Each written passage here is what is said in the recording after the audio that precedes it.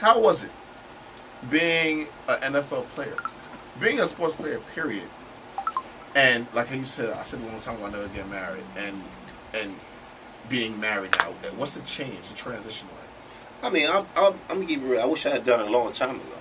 I mean, you know, for a lot of the young guys out there, man, you know, you're not missing anything. You know what I'm saying? When I say when I say you're not missing anything, you know, I wish I had gotten married a long time ago, because there's so many things that I would have done differently. You know what I'm saying? With, you know, having the responsibility of kids, someone else to, you know, you're out there, you're a young kid, you only have yourself to worry about. And when you have other people that depend on you, it makes you, it helps you make better choices, better decisions. And we all made bad decisions, and you know, I made some bad decisions, but you know, if I could do it all over with, I would do the same thing. Not saying that I regret anything that I had done, but being married now, I realize what comes with that, and I would have done it a long time ago. Okay.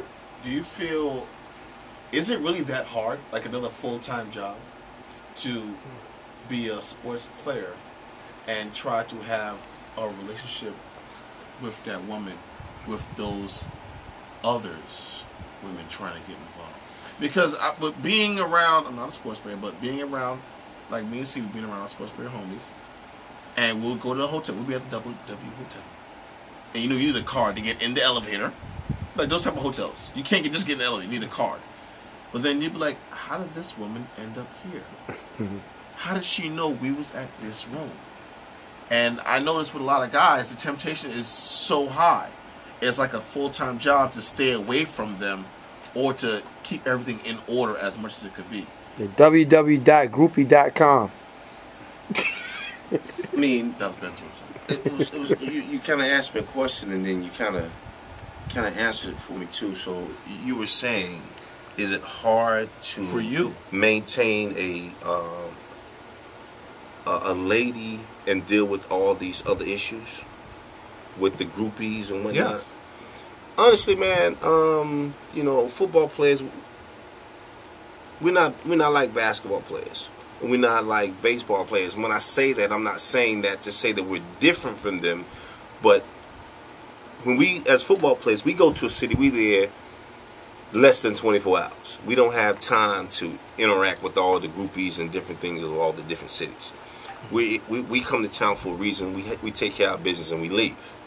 We don't have time to get into a lot of interactions with the groupie population.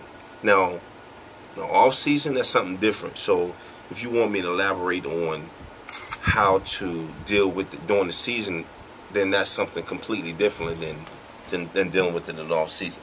Dealing with it during the season, you were asking about all the hotels and different things like that. We don't have the luxury of hanging out in different cities and having to experience, you know, meeting people and interacting with people in other cities during the season, like baseball players and basketball players had.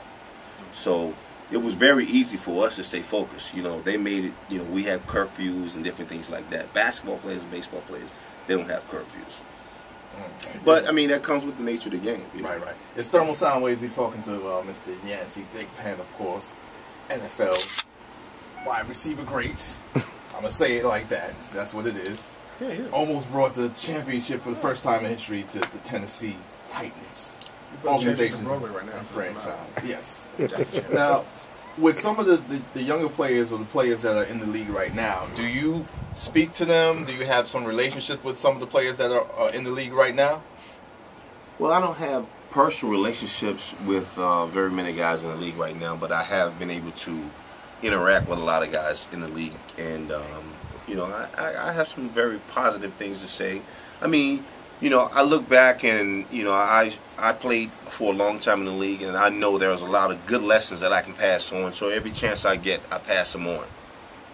And what's like your most popular lessons that you always reach out to, you know, a young player and let them know, like, this is what you need to do? Man, honestly, the lessons that I teach or the lessons that I can pass on to guys, it's really not something that I want to say over the air, because it's more like politics involved, and you know, and it's kind of like I want, you know, I pass it on, I put it in their ear, right, just from the experiences that I've had and the you know, the mistakes that I made in not taking care of the things that I need to take care of, like health-wise, making sure you know. I mean, you look at this thing now. It's really messed up now. Well, right? you look at this whole NFL thing now, and you got a lot of guys that you know, we are the master males. We, you know, for instance, when I played, we get concussions. You know what I'm saying? We don't want you to know that you rung my bell, so it goes undetected. I didn't get a concussion. Yeah, I'm a little dizzy right now. I go to the sideline, I shake it off, and I get back on the field in 2 or 3 plays.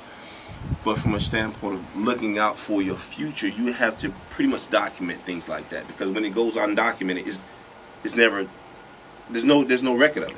You know what I'm saying? So it's like it didn't happen. Westbrook No documentation on it. Philadelphia Eagles. Yeah, Brian Westbrook. Yeah. I mean, stuff like that, little stuff like you know, the medical side of things. You know, if you play this game long enough, regardless of how you feel when you leave the game, you're gonna have some serious effects later on in your life.